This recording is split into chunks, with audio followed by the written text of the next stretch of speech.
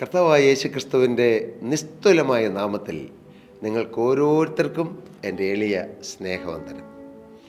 കർത്താവിൻ്റെ നാമം മഹത്വപ്പെടട്ടെ. നിങ്ങൾ സന്തോഷമായിരിക്കുന്നുവോ? കുറേ നാളുകളായിട്ട് നാം സന്തോഷത്തെക്കുറിച്ചാണ് പറയുന്നത്. നാം ഇങ്ങനെ പറഞ്ഞും കേട്ടും പോകാനല്ല കർത്താവ് ആഗ്രഹിക്കുന്നത്. ദുഃഖിച്ചിരിക്കുന്ന നിങ്ങൾക്ക് സന്തോഷം തരാൻ വേണ്ടിയിട്ടാണ് കർത്താവ് പാവപ്പെട്ട എൻ്റെ നാവിലൂടെ ഈ സന്തോഷത്തെക്കുറിച്ച് നിങ്ങളോട് സംസാരിക്കുന്നത്. സ്തോത്രം. ഈ സന്തോഷത്തെക്കുറിച്ച് സംസാരിക്കുന്നതിന് മുമ്പ് തന്നെ കൃപയാൽ കർത്താവ് എൻ്റെ ഹൃദയത്തിൽ നിറച്ച് സന്തോഷം തന്നു. ഞാൻ ആ സന്തോഷത്തിൽ നിന്നുകൊണ്ടാണ്, ക്രിസ്തു തന്നുകൊണ്ടിരിക്കുന്ന സന്തോഷത്തിൽ നിന്നുകൊണ്ട്, ആത്മീക സന്തോഷത്തിൽ നിന്നുകൊണ്ടാണ് ഞാൻ നിങ്ങളോട് സംസാരിക്കുന്നത്. എൻ്റെ വ്യക്തിപരമായ ജീവിതത്തിൽ ഞാൻ ഏകാന്തതയിലിരിക്കുമ്പോഴും, എവിടെയായിരിക്കുമ്പോഴും, ഞാൻ തന്നെത്താൻ ഡ്രൈവ് ചെയ്തുമ്പോഴും, എൻ്റെ ഓഫീസിൽ നിന്ന് ഞാൻ ജോലി ചെയ്യുമ്പോഴും, ഞാൻ ദൈവവേലയിലായിരിക്കുമ്പോഴെല്ലാം ഞാൻ എന്നെ തന്നെ ശോധന ചെയ്യാറുണ്ട്. എവിടെയെങ്കിലും മ്ലാനതകളുണ്ടോ? എവിടെയെങ്കിലും ദുഃഖങ്ങളുണ്ടോ? പക്ഷേ പലപ്പോഴും എൻ്റെ ഹൃദയത്തിൽ ആനന്ദമാണ് അധികം. ഇടയ്ക്കെല്ലാം കൊച്ചു കൊച്ചു ദുഃഖങ്ങൾ വന്നിട്ടില്ലെന്നല്ല ഞാൻ പറയുന്നത്. ഇടയ്ക്കെല്ലാം കൊച്ചു കൊച്ചു സങ്കടങ്ങൾ എനിക്ക് വന്നിട്ടുണ്ട്, വരാറുമുണ്ട്. പക്ഷേ ആകത്തുക ഞാൻ പറഞ്ഞാൽ എൻ്റെ ജീവിതം കർത്താവ് സന്തോഷത്താൽ നിറച്ചിരിക്കുകയാണ്. ആ സന്തോഷത്തിൽ നിന്നുകൊണ്ടാണ് എൻ്റെ പ്രിയപ്പെട്ട സഹോദരി സഹോദരങ്ങളോട് ഞാൻ ഈ വാക്കുകളെ പറയുന്നത്. ഞാൻ ഈ വാക്കുകൾ പറയുമ്പോൾ എൻ്റെ ഹൃദയത്തിൽ ഒരാഗ്രഹം കർത്താവ് തന്നിട്ടുണ്ട്. എന്താണെന്നറിയാമോ? എൻ്റെ കണ്ണുനീർ തുടച്ച കർത്താവ് നിങ്ങളുടെയും കണ്ണുനീർ തുടയ്ക്കണം. അതാണ് എൻ്റെ പ്രാർത്ഥന. അതാണ് എൻ്റെ ദൈവത്തോടുള്ള, നിങ്ങളെക്കുറിച്ചുള്ളതായ ദൈവസന്നിധിയിലുള്ള എൻ്റെ പ്രതീക്ഷയും എൻ്റെ പ്രാർത്ഥനയും. അല്ലാതെ വെറുതെ ചില പ്രസ്താവനകൾ പറഞ്ഞു പോകാനല്ല, തിരുവചനത്തിൽ നിന്ന് ഏതെങ്കിലും സത്യങ്ങൾ നിങ്ങളെ അറിയിക്കുവാനുമല്ല. അതുമാത്രമല്ല, ചില അനുഭവങ്ങൾ ലഭിക്കണം. ഞങ്ങളുടെ പീസ് മൗണ്ട് ഇൻ്റർനാഷണൽ മിനിസ്ട്രിയുടെ ശുശ്രൂഷയുടെ കാതലായ ആ ലക്ഷ്യമതാണ്. ഞങ്ങളെ ശ്രമിക്കുന്ന ഓരോരുത്തരും അനുഗ്രഹിക്കപ്പെടണം. ഞങ്ങളുടെ നാവിൽ നിന്ന് തിരുവചനം കേൾക്കുന്ന ഓരോരുത്തരും രക്ഷിക്കപ്പെടണം. ഞങ്ങളുടെ നാവിൽ നിന്ന് കേൾക്കുന്ന ഈ തിരുവചനം കേൾക്കുന്ന ഓരോരുത്തരും പ്രത്യാശ കൊണ്ട് നിറയണം. അവർ ഓരോരുത്തരും നിത്യജീവൻ്റെ ഓഹരിക്കാരായിത്തീരണം. അത് ഞങ്ങളുടെ ജീവിതത്തിൻ്റെ ലക്ഷ്യമാണ്, വാഞ്ചയാണ്, പ്രാർത്ഥനയാണ്. നമുക്ക് തിരുവചനത്തിലേക്ക് വരാം. 30-ാം സങ്കീർത്തനം 11-ാം വാക്യത്തെ ആസ്പദമാക്കി നാം ആദ്യ ഭാഗങ്ങൾ ചിന്തിച്ചു. കഴിഞ്ഞ മീറ്റിങ്ങിൽ, കഴിഞ്ഞ പ്രസംഗത്തിൽ എന്താണ് അവിടെ ഇരിക്കുന്നത്? നീ എൻ്റെ വിലാപത്തെ എനിക്ക് നൃത്തമാക്കി തീർത്തു. വിലാപത്തെ നൃത്തമാക്കി തീർത്ത ദൈവത്തെക്കുറിച്ചാണ് ദാവീദ് ആദ്യം പറയുന്നത്. എന്നാൽ അതിൻ്റെ രണ്ടാമത്തെ ഭാഗം, എൻ്റെ രട്ട് നീ അഴിച്ചു, എന്നെ സന്തോഷം ഉടുപ്പിച്ചിരിക്കുന്നു. രട്ട് ശീല എന്ന് പറഞ്ഞാൽ ചാക്ക് ശീലയാണ്. രട്ട്, ചാക്ക് ശീല, ആ ഏറ്റവും താണ അവസ്ഥയാണ് സൂചിപ്പിക്കുന്നത്, അല്ലേ? ഉന്നതരായ ആളുകൾ അല്ല, പരവതാനി വിധിച്ചതിൻ്റെ മുകളിലും നല്ല ഒന്നാന്തരം കുഷ്യനുള്ളതായ കസേരയിട്ട് സിംഹാസനത്തിലിരിക്കും വലിയ വലിയ ആളുകൾ. ഇനി സാധാരണക്കാരായ ആളുകൾ, അതിലും തൊട്ടു താഴെയുള്ള ആളുകൾ ഒരുപക്ഷെ പരവതാനിയിലിരിക്കും. ദൈവത്തിൻ്റെ സ്തോത്രം. അതിലും താഴെയുള്ളവർ സാധാരണ നിലത്തിരിക്കും, ഇല്ലേ? നമ്മൾ നാട്ടിൽ പറയുന്ന പോലെ നാൽക്കാലി എന്നോ അല്ലെങ്കിൽ കൊരണ്ടി എന്നൊക്കെ പറയും, ഇല്ലേ? അവിടെയൊക്കെ ഇരിക്കും. ഇനി അതിലും താഴെയുള്ളവർ വെറും നിലത്തിരിക്കും. എന്നാൽ ചാക്ക് ശീലയിലിരിക്കുന്നവർ വെറും ചാക്കിൻ്റെ പുറത്തിരിക്കുന്നു. പ്രിയപ്പെട്ടവരെ, അത്രമാത്രം ജീവിതത്തിൻ്റെ താഴ്ന്ന അവസ്ഥയാണത് സൂചിപ്പിക്കുന്നത്. കർത്താവിന് സ്തോത്രം. എന്നാൽ ആ നിസ്സാരതയിൽ നിന്നും രട്ട് നീ അഴിച്ചു, സന്തോഷം ഉടുപ്പിച്ചിരിക്കുന്നു. ദുഃഖത്തിൻ്റെ അവസ്ഥ മാറ്റി, നിരാശാജനകമായ അവസ്ഥ മാറ്റി, ആ നിസ്സാരാവസ്ഥ മാറ്റി ദൈവം ഉയർത്തി എന്നാണ് ദാവീദ് ഇതിലൂടെ പറയുന്നത്. ദാവീദിനെക്കുറിച്ച് പറയുമ്പോൾ, ഇശായിയുടെ 8 മക്കളിൽ ഏറ്റവും ഇളയവനായിരുന്ന ദാവീദ് ഒരിക്കൽ ശമൂവേൽ പ്രവാചകൻ ദൈവത്തിൻ്റെ അരുളപ്പാട് കേട്ടിട്ട് ബേത്ലഹേമിലേക്ക് വന്നതിൻ്റെ ലക്ഷ്യം ബേത്ലഹേമിനായ ഇശായിയുടെ 8 മക്കളിൽ ഒരാളെ രാജാവാക്കാൻ പോകുന്നു. എന്തൊരു സന്തോഷം! അന്ന് ശമൂവേൽ പ്രവാചകൻ അവിടെ ചെന്നപ്പോൾ അവിടെയുള്ള ദേശനിവാസികളായ ജനം മുഴുവൻ വിറച്ചുകൊണ്ടാണ് ശമൂവേൽ പ്രവാചകനെ എതിരേറ്റതെന്ന് തിരുവചനം പറയുന്നു. കാരണം ശമൂവേൽ പ്രവാചകൻ്റെ നാവിൽ ദൈവത്തിൻ്റെ അരുളപ്പാടുണ്ട്. എൻ്റെ പ്രിയരെ, ഞാൻ ചേർത്ത് നിങ്ങളോട് പറയട്ടെ, ദൈവത്തിൻ്റെ അരുളപ്പാടുള്ള ദൈവത്തിൻ്റെ മക്കളെ, ദൈവത്തിൻ്റെ പ്രവാചകന്മാരെ നാം ആദരിക്കണം, ബഹുമാനിക്കണം. അവരെ എതിർക്കരുത്, അവരെ തടയരുത്, അവരെ ഉപദ്രവിക്കരുത്, അവർക്കെതിരായി ചിന്തിക്കരുത്, അവർക്കെതിരായി കിംവദന്തികൾ പരത്തരുത്. സാഹചര്യ വിഷയം ഞാൻ പറയുന്നേ ഉള്ളൂ. ദൈവത്തിൻ്റെ വചനം നാവിലുള്ള, ഹൃദയത്തിൽ ദൈവത്തിൻ്റെ വചനം ദൈവം നിക്ഷേപിച്ചു കൊടുത്ത ശമൂവേൽ പ്രവാചകൻ ബേത്ലഹേമിലേക്ക് വന്നു. ഇശായിയെ വിളിച്ചു, ഇശായി, നീ വിരുന്നിന് നാളെ എൻ്റെ അടുക്കൽ വരണം. കാരണം നിൻ്റെ 8 മക്കളിൽ നിന്ന് ഒരാളെ ഞാൻ രാജാവാക്കാൻ പോവുകയാണ്. ഇശായി സന്തോഷം കൊണ്ട് മതിമറന്ന് അവിടെ കിടന്ന് തുള്ളിക്കാണും. ഒരുപക്ഷെ ഇശായി ബോധം കെട്ട് കാണും, ഇല്ലേ? ഇന്ന് ചിലർക്ക് ലോട്ടറി അടിക്കുമ്പോൾ ബോധം കെട്ടുപോയി എന്ന് നമ്മൾ പേപ്പറിൽ വായിക്കാറുണ്ട്. ഒരു വിഭ്രാന്തി വന്നു എന്ന് കേൾക്കാറുണ്ട്. ആ നാട്ടിലെ രാജാവാകാൻ പോകുന്നു എൻ്റെ മക്കളിൽ ഒരാൾ. കഷ്ടകാലം തീരാൻ പോകുന്നു, ദുഃഖകാലം മാറിപ്പോകാൻ പോകുന്നു. ഇശായിക്ക് വലിയ സന്തോഷം. ഇശായി വീട്ടിലേക്ക് ഓടിക്കാണും. അങ്ങനെ വേദപുസ്തകത്തിലൊന്നും എഴുതിയിട്ടില്ല. തീർച്ചയായിട്ടും ഓടുകയില്ലേ? നമ്മളാണെങ്കിൽ ഓടുകയില്ലേ? തീർച്ചയായിട്ടും ഓടും. ഇശായി വീട്ടിലേക്ക് ചെന്നു. ഭാര്യയുടെ കൈ പിടിച്ചിട്ട് പറഞ്ഞു കാണും, എടി രക്ഷപ്പെട്ടു, നമ്മൾ രക്ഷപ്പെടാൻ പോവുകയാ, നമ്മുടെ കുടുംബം രക്ഷപ്പെടാൻ പോവുകയാ. എന്താ? ഭാര്യ ചോദിച്ചു കാണും, എന്താ? ഒന്ന് പറ, വേഗം പറ, എനിക്ക് ആകാംക്ഷയായി. ഇശായി പറഞ്ഞപ്പോൾ ഇശായിയുടെ തൊണ്ടയിടറി. ദൈവത്തിൻ്റെ പ്രവാചകനായ ശമൂവേൽ പറഞ്ഞിരിക്കുന്നു, നമ്മുടെ മക്കളിൽ നിന്ന് ഒരാൾ രാജാവാൻ പോകുന്നു. ആ ഭാര്യ അല്പനേരത്തേക്ക് ഒന്നും മിണ്ടിക്കാണുകയില്ല.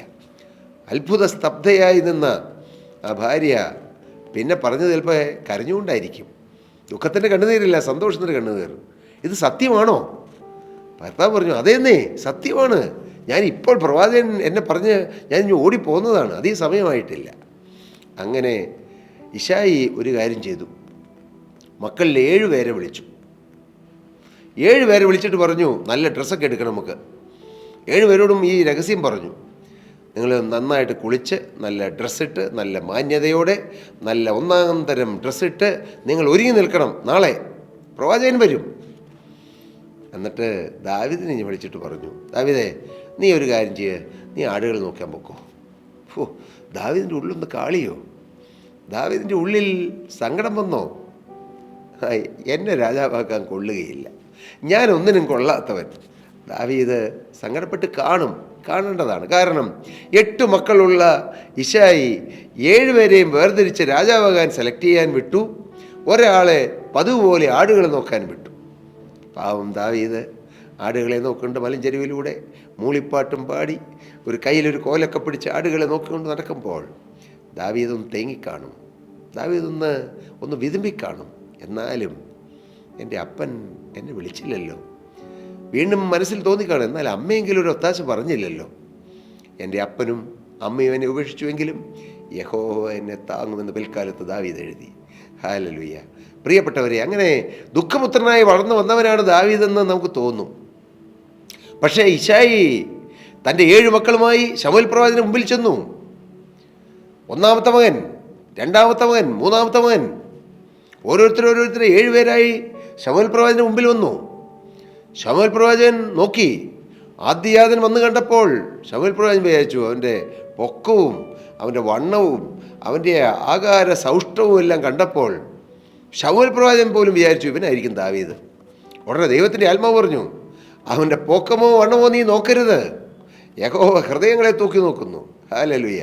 ശമൂവേൽ പ്രവാചകനെ പോലും തിരുത്തിക്കൊണ്ട് ദൈവത്തിൻ്റെ പരിശുദ്ധാത്മാവ് ഇങ്ങനെ തീക്ഷ്ണമായി നിൽക്കുകയാണ്. 7 പേരെയും നോക്കി ആരെയും എടുത്തില്ല. ശമൂവേൽ പ്രവാചകൻ്റെ മുഖത്ത് അല്പം ഗൗരവഭാവം. ദൈവത്തിന് പറ്റുകയില്ല. പരിശുദ്ധാത്മാവ് തെറ്റുപറ്റുകയില്ല. ഇതുവരെയും എനിക്ക് തന്ന അരുളപ്പാട് ഒന്നും തെറ്റിയിട്ടില്ല. ശമൂവേൽ പ്രവാചകൻ അല്പം ഗൗരവത്തോടെ ഇശായി വിളിച്ചു. ഇശായി എവിടെ? ഇശായി ഓടിച്ചെന്നു, എളിമയോടെ ഓടിച്ചെന്നു. ഇശായി, നിൻ്റെ മക്കളിൽ എല്ലാവരുമായോ? ഇശായിക്കൊരു പരിഭ്രമം, ഇശായിക്കൊരു സംഭ്രമം. ഇശായി സംഭ്രമത്തോട് പറഞ്ഞു, ഇല്ല, അവരിൽ ഇളയവനുണ്ട്, അവൻ ആടുകളെ നോക്കാൻ പോയിരിക്കുക. ആ വാക്കിൽ തന്നെ ചിന്തയുണ്ട്, അവനെ ആട് നോക്കാനേ കൊള്ളാവുള്ളൂ, രാജാവാക്കാൻ കൊള്ളുകയില്ല. ഉടനെ തന്നെ ശമൂവേൽ പ്രവാചകൻ ഗൗരവമായി. ആത്മാവിൻ്റെ ഗൗരവം. ചില സമയങ്ങളിൽ ദൈവത്തിൻ്റെ മക്കൾക്ക് ഈ ആത്മാവിൻ്റെ ഗൗരവം വരും. ഒരു ഗൗരവമായി സംസാരിക്കും, ചിലപ്പോൾ തീവ്രമായി പറയും. അത് പരിശുദ്ധാത്മാവിൻ്റെ ആ ഒരു തീഷ്ണതയാണത്. അത് അവർ ദേഷ്യപ്പെട്ടിട്ടല്ല, വഴക്ക് പറഞ്ഞിട്ടല്ല, കോപിച്ച് പറയുന്നതല്ല, ആത്മാവിൻ്റെ തീഷ്ണതയാണ്. ശമൂവേൽ പ്രവാചകൻ പറഞ്ഞു, അവൻ വന്നിട്ടല്ലാതെ നാം പന്തിക്കിരിക്കുകയില്ല. ദാവീദ് ഇതൊക്കെ ഓർക്കും. ദാവീദൊക്കെ ചികഞ്ഞ് ഓർക്കും, എന്നെ ആരും കരുതാത്തപ്പോഴും എന്നെ കരുതിയ ദൈവം. ഞാൻ ഇടയ്ക്കല്ല ഇതൊക്കെ വായിച്ച് ഞാൻ കരയും. എന്തിനാണെന്നോ?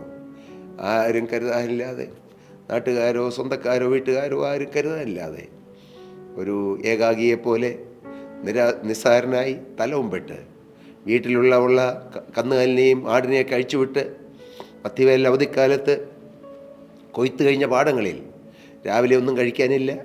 രാവിലെ ഏതെങ്കിലും മാവിൽ നിന്ന് വീഴുന്ന മാമ്പഴം കഴിച്ച് ഒരു ഷർട്ട് ഇടാനില്ല, ചെറിയൊരു ട്രൗസറിട്ട് ഞാൻ അതിരാവിലെ പോയി പകൽ മുഴുവൻ വെയിൽ കൊണ്ട് ഉച്ചയ്ക്ക് ഏതെങ്കിലും വീടിൻ്റെ അവരുടെ അനുവാദം വാങ്ങിച്ച് തന്നെ അവരുടെ പാവിൽ കയറി ചക്കയിട്ട് നിന്ന് വൈകുന്നേരമാകുമ്പോൾ ഞാൻ ഇന്നും ഓർക്കുന്നു, വലിയൊരു കയറ്റം കയറി വേണം ഞങ്ങളുടെ വീട്ടിലേക്ക് വരാൻ. ഞാൻ ആടിൻ്റെയും കന്നുകാലിയുടെയും പിന്നാലെ ഏറ്റവും പുറകിൽ ഷർട്ടൊന്നും ഇടാതെ പകലത്തെ മുഴുവൻ വെയിലും കൊണ്ട് മുഖവും വാടി, എന്നാൽ അതിലേറെ മനവും വാടി. എനിക്കൊരു നല്ല ഭാവിയില്ലല്ലോ എന്നോർത്ത് കൂട്ടുകാരെ വിട്ട് ഞാൻ ഇനി പോരുമ്പോൾ ഞാൻ ഏകനായി ഞാൻ വിതുമ്പിയിട്ടുണ്ട്. എന്നാൽ എൻ്റെ വിതുമ്പലിൻ്റെ ശബ്ദം കേട്ടൊരു ദൈവമുണ്ട്. അന്ന് പാവം ദാവീദ് വിതുമ്പി. പക്ഷേ ശമൂവേൽ പറഞ്ഞു, വേഗം വളയിച്ച് അവനെ വിളിപ്പിക്കുക, അവൻ വന്നിട്ടല്ലാതെ നാം പന്തിക്കിരിക്കുകയില്ല. അങ്ങനെ അവരെ ഓടിച്ചെന്നു ദാവീദിനെ ഒരുക്കി. ദൂരവേ എന്നും ശമൂവേൽ പ്രവാചകൻ ദാവീദിനെ കണ്ടു, പവിഴ നിറമുള്ള ദാവീദിനെ കണ്ടു. ഹല്ലേലൂയ. ആ ശമൂവേൽ പ്രവാചകൻ പറഞ്ഞു, ദൂരവേ കണ്ടപ്പോഴേക്കും പറഞ്ഞു, ഇവനത്രേ യഹോവയുടെ അഭിഷിക്തൻ. ദാവീദ് വന്നു, തൈലക്കൊമ്പിൽ ആ കൊമ്പിൽ നിറച്ചിരുന്ന തൈലം ദാവീദിൻ്റെ തലമേൽ ഒഴിച്ചു. എനിക്കറിയാം, കൂട്ടുകാരിൽ പരമായി, എൻ്റെ കൂടെ പഠിച്ചവരിലുപരിയായി, എൻ്റെ പ്രിയപ്പെട്ടവരിലുപരിയായി എൻ്റെ തലമേൽ ആനന്ദ തൈലം കൊണ്ട് അഭിഷേകം ചെയ്ത ഒരു കർത്താവിന് എനിക്ക് നല്ല പരിചയമുണ്ട്. ഞാൻ നിരാശ്രയനായിരുന്നു. പ്രീ ഡിഗ്രിക്ക് ഫസ്റ്റ് ഇയർ പഠിക്കുന്നവർ ഞാൻ തലംപെട്ടേ നടന്നിട്ടുള്ളൂ. അത്രമാത്രം അപകർഷതാബോധവും നിരാശയും എന്നെ ബാധിച്ചിരുന്നു. എന്നാൽ എൻ്റെ 19-ാമത്തെ വയസ്സിൽ എൻ്റെ മേൽ തൻ്റെ സ്നേഹം പകർന്നൊരു ദൈവമുണ്ട്. ദാവീദിനെ അന്ന് അഭിഷേകം ചെയ്തു. പിന്നീട് ദാവീദ് രാജാവായപ്പോൾ ദാവീദ് എഴുതി, എൻ്റെ ചാക്കശീല മാറ്റി എന്നെ സിംഹാസനത്തിരുത്തിയ ഒരു ദൈവമുണ്ടെന്ന്. ദൈവത്തെ മറന്നില്ല. കർത്താവിന് സ്തോത്രം. എൻ്റെ പ്രിയരെ, ഇന്ന് നിങ്ങളുടെ അവസ്ഥ മോശമാണെങ്കിലും നിങ്ങളെ അതിൽ നിന്ന് ഉയർത്താൻ ദൈവത്തിന് കഴിയും, യേശുവിന് കഴിയും. ഇന്ന് ദുഃഖത്തിലൂടെയും ദുരിതത്തിലൂടെയും ഒറ്റപ്പെടുത്തലിൻ്റെ മധ്യത്തിൽ ഏകാഗിയായി കഴിഞ്ഞു പോകുന്നവരാരെങ്കിലും ഇന്ന് ഈ വാക്കുകളെ കേൾക്കുന്നുണ്ടെങ്കിൽ, നിങ്ങളുടെ രട്ടുശീല അഴിച്ച് നിങ്ങളെ സന്തോഷം ഉടുപ്പിക്കും, സന്തോഷം നിങ്ങളെ അണിയിക്കുന്ന ഒരു ദൈവമുണ്ട്. നിങ്ങളുടെ മുഖം മ്ലാനമാകാതെ എപ്പോഴും പ്രസന്നവദനായി സന്തോഷം സ്ഫുരിക്കുന്ന ഹൃദയവും മനസ്സുമായി മുഖവുമായി നടക്കുവാൻ നമ്മെ ഏവരെയും കർത്താവ് സഹായിക്കും. നിങ്ങൾക്കിങ്ങനെ ഒരു സന്തോഷം അനുഭവിക്കാൻ ആഗ്രഹമുണ്ടോ എങ്കിൽ നമുക്ക് ഇനിയുള്ള സമയം നമുക്ക് അല്പനേരം പ്രാർത്ഥിക്കാം. ഞാൻ നിങ്ങൾക്ക് വേണ്ടി പ്രാർത്ഥിക്കാം. എൻ്റെ മേൽ പകർന്ന ഈ സന്തോഷം, അത് കർത്താവ് തന്ന സന്തോഷമാണ്, ലോകം തന്ന സന്തോഷമല്ല. ഈ സന്തോഷം നിങ്ങളുടെ മേൽ പകരപ്പെടട്ടെ എന്നാണ് എൻ്റെ പ്രാർത്ഥന. നമുക്കിപ്പോൾ നിങ്ങൾ ദുരിതം അനുഭവിക്കുന്നവർ, വേദന അനുഭവിക്കുന്നവർ, ജനിച്ച കാലം മുതൽ കരഞ്ഞ് കഴിഞ്ഞവർ, ഭർത്താവ് നഷ്ടപ്പെട്ടു, മക്കൾ വഴിതെറ്റിപ്പോകുന്നു, കടബാധ്യത, രോഗം ഒരു വശത്ത്, എല്ലാം കൊണ്ടും പൊറുതിമുട്ടി ഒന്നുമില്ലാതെ വിങ്ങി കരയുന്നവരാരെങ്കിലും ഉണ്ടെങ്കിൽ ഇപ്പോൾ നിങ്ങൾ ഈ പ്രാർത്ഥനയിൽ പങ്കുകൊള്ളൂ. യേശു ഇപ്പോൾ തന്നെ നിങ്ങളുടെ കണ്ണുനീർ തുടയ്ക്കും നിങ്ങൾക്ക് അനുഭവിക്കാം.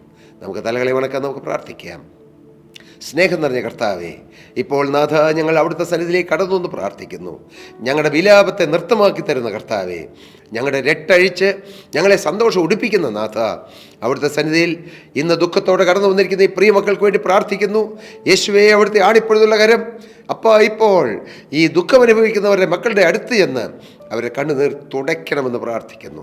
ആണിപ്പഴുതുള്ള കരം അവരെ കണ്ണിൽ നിന്ന് കണ്ണുനീർ തുടച്ചു മാറ്റണമേ കർത്താവേ. ഹൃദയത്തിലുള്ള ദുഃഖം അവിടുന്ന് എടുത്ത് ഇപ്പോൾ സന്തോഷം അവരുടെ മേൽ പകരണമെന്ന് പ്രാർത്ഥിക്കുന്നു. ഇപ്പോൾ നിങ്ങൾ ഈ പ്രാർത്ഥിച്ചുകൊണ്ടിരിക്കുമ്പോൾ ദുഃഖം തളം കെട്ടി നിൽക്കുന്ന നിങ്ങളുടെ ഹൃദയത്തിൽ നിന്നും, വ്യക്തി ജീവിതത്തിൽ നിന്നും, കുടുംബത്തിൽ നിന്നും കർത്താവ് ആ ദുഃഖം എടുത്തു മാറ്റുകയാണ്. കർത്താവ് ആ ദുഃഖം മാറ്റിയിട്ട് കർത്താവിൻ്റെ സന്തോഷം നിങ്ങളിലേക്ക് പകരുകയാണ്. നിങ്ങളത് സ്വീകരിക്കൂ. യേശുവേ, അവിടുന്ന് തരുന്ന സന്തോഷം ഞാൻ സ്വീകരിക്കുന്നു. അങ്ങനെ നിങ്ങളിപ്പോൾ പറഞ്ഞാൽ നിങ്ങളുടെ മേൽ വലിയൊരു സന്തോഷം പകരും. കർത്താവ് പകരുന്ന സമയമാണ്, ഇപ്പോൾ അത് പകർന്നുകൊണ്ടിരിക്കുകയാണ്. ദുഃഖം മാറ്റി സന്തോഷം പകരുന്ന കർത്താവ്. നാഥ, ഈ മക്കളെ നിറയ്ക്കണമേ, സന്തോഷങ്ങൾ നിറയ്ക്കണമേ കർത്താവേ. സാഹചര്യങ്ങൾ പ്രതികൂലമാണെങ്കിലും അതിൻ്റെ മധ്യത്തിൽ സന്തോഷിപ്പാൻ കർത്താവ് ഈ പ്രിയ മക്കളുടെ മേൽ അവിടുത്തെ ആണിപ്പൊഴുതുള്ള കരം വെക്കണമേ എന്നടിയൻ പ്രാർത്ഥിച്ച് അനുഗ്രഹിക്കുന്നു. യേശുക്രിസ്തുവിൻ അത്ഭുത നാമത്തിൽ തന്നെ. ആമേൻ, ആമേൻ. കർത്താവ് നിങ്ങളേവരെയും അനുഗ്രഹിക്കട്ടെ. പ്രിയ സഹോദരീ സഹോദരങ്ങളെ, നിങ്ങൾക്ക് ഏതെങ്കിലും പ്രാർത്ഥനാ വിഷയങ്ങളുണ്ടെങ്കിൽ താഴെ കാണുന്ന നമ്പറിൽ ഞങ്ങളുമായി കോൺടാക്റ്റ് ചെയ്യുക. ഞങ്ങളുടെ പ്രെയർ വാരിയേഴ്സ് ടീം നിങ്ങൾക്ക് വേണ്ടി പ്രാർത്ഥിക്കും.